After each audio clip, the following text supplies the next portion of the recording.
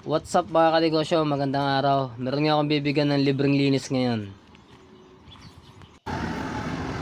Ito yung bintana ng library dito sa school na pinapasukan ng anak ko.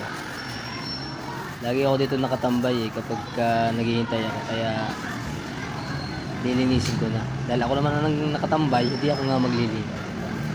Ginagawa ko to Lunes ng umaga at Biyernes ng hapon. Dahil ito tabi ng highway, malikabok, maraming usok na kumakapit dito.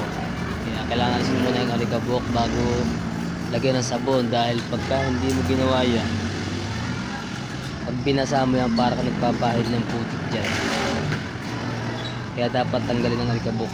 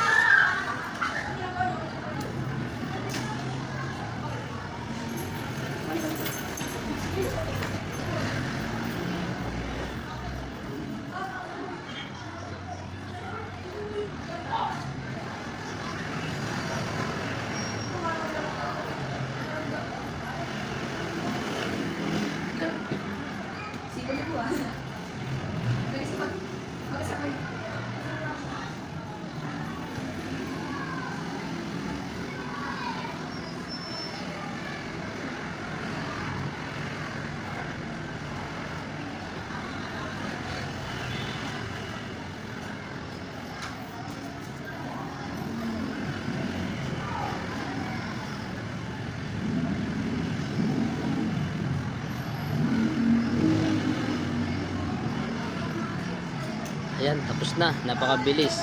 Malinis na yung bintana. Sa Biyernes ko ito lilinisin. Oh, napakakintab. Wala na yung mga grasa, mga langis, talikabok nito. This one.